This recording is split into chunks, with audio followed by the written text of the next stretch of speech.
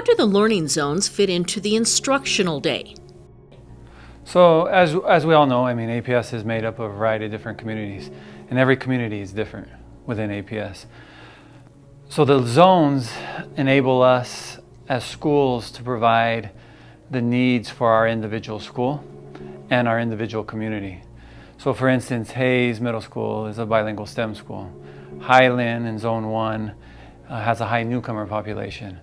When we're able to work as a zone, we're able to kind of know what each school needs and then provide those resources. And those resources can be in terms of professional development, community resources, support for teachers.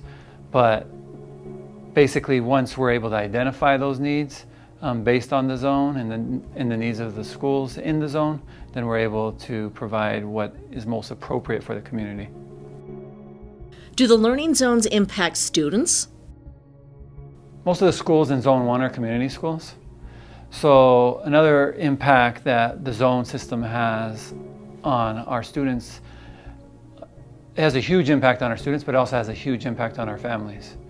Because as a community school, Van Buren, and there's many community schools within Zone 1, we're able to figure out what barriers are hindering our families. And sometimes those barriers are things such as utilities, food, whatever it is. But we're able to then eliminate or try to eliminate those barriers so that then we reduce those barriers, our students come to school better prepared to learn.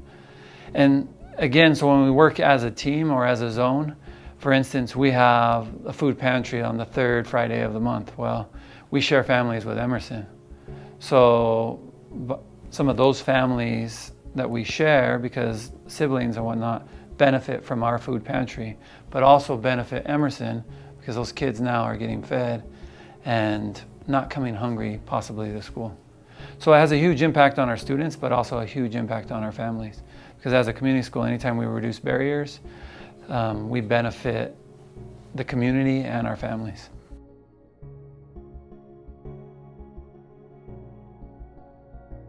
Well, I think when we're talking some of the larger problems that we face as a district, I think different areas of town face different problems. I know in Learning Zone 1, a lot of us face a truancy problem. We at Van Buren are dealing with truancy in a way that we're trying to celebrate the kids that are coming to school each day. We're rewarding the students that do the right thing each and every day. So that's how we're trying to address it. But as a larger community, a larger zone, we can discuss things that are working at each school. So a lot of us have truancy issues. So we can have these conversations, what's working and what's not working. Because, one thing, we went to Eric Jensen training these past couple summers. And one thing he says, if it's not working, why do you keep on doing it?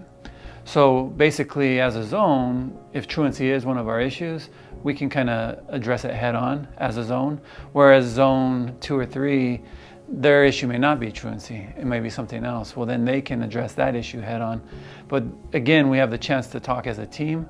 We have a chance to work with individual other schools that we've never had the opportunity to work with. Even though they may be in our same neighborhoods, a lot of times we didn't, the way it was set up previously, we would have meetings, principal meetings would be all secondary. And we would never have really an opportunity to meet with our elementary principals. Because a lot of these problems start early on and they continue throughout secondary. So if we can hammer them out in the beginning, then when they get to middle school and then high school, we're in a better place to be successful. But another thing, I think the zones, like right now, another benefit of the zones are, like, for instance, we have a high newcomer population too.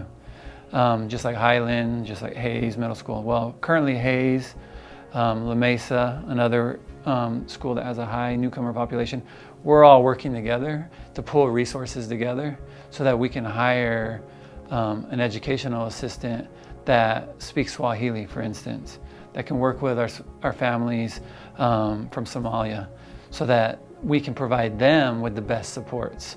So it enables us to think outside the box in terms of we're able to pull resources together and maybe fund the position with a .25 from Van Buren and a .25 from La Mesa and a .25 from Hayes. So it kind of enables us to think outside the box to make sure that we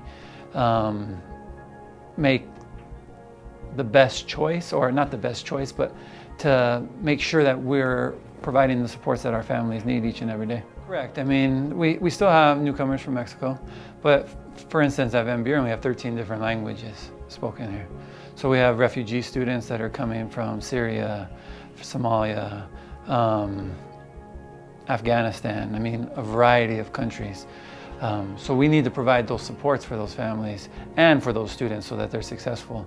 So when we talk about newcomers, yeah, it's not just the students that are coming from Mexico anymore. It's students that are coming to us worldwide.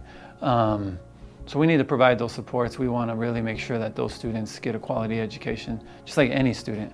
So like I said, again, the zone structure enables us to have those conversations. So, oh, you know, like basically how we're hiring, like I said, an EA to address some of these issues.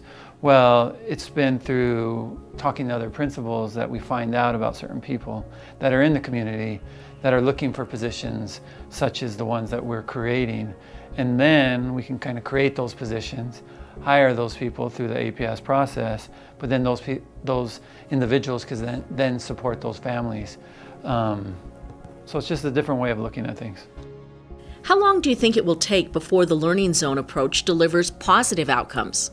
I'm very hopeful that the zone system works, but I think as a zone, we have to look at different ways of doing things within the zone and get away from maybe some of the traditional ways of doing things in the past.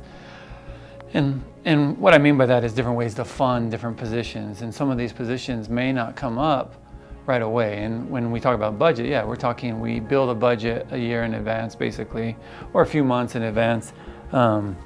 But we have to look at different ways where we might have to ask for an additional FTE or an additional position mid-year because we now have a population that needs those supports. And quite frankly, like as a district, I think we're struggling when it comes to, like, for instance, Swahili speaking individuals. And we have at Van Buren a large population of students that speak Swahili. And we're really doing them a disservice when we can't find individuals to work with them. So as a zone, we're able to kind of look at different ways of doing things. And I think as a district, we got to kind of look at different ways of doing things. And sometimes that's going to be different ways of doing the budget, different ways of funding different positions. I kind of go back to the whole Eric Jensen term, like if things aren't working, then we're going to have to change. And we just can't assume that, we just can't keep on doing what's not working. I'm hopeful, like I said, I'm hopeful that the shift will provide those outcomes. But again, like I said before, I think we have to look at different ways of doing things. And we sometimes have to eliminate some of the red tape, or I'm not saying break the law or do anything that's illegal, but look at, okay, so if we have an FTE, let's just say a 1.0 teacher that is, let's say, newcomer support, maybe that person is shared again between Highland and Van Buren, or shared between 3 schools. So while as principals, when we build our budgets, the zone system does give us the opportunity to talk and kind of discuss, well, I don't really need someone full-time, but I do need someone half-time. Who else would be willing to kind of support that, but that other half? And I think it gives us that opportunity. I'm hopeful that the district will recognize that we need that ability. And that's where I'm hopeful that if we can change some of the ways that the budget is rolled out, and some of the ways that we fund certain positions, that we can make those changes that would have an impact on our families and then change the trajectory of our students. For more information about the learning zones, please visit aps.edu.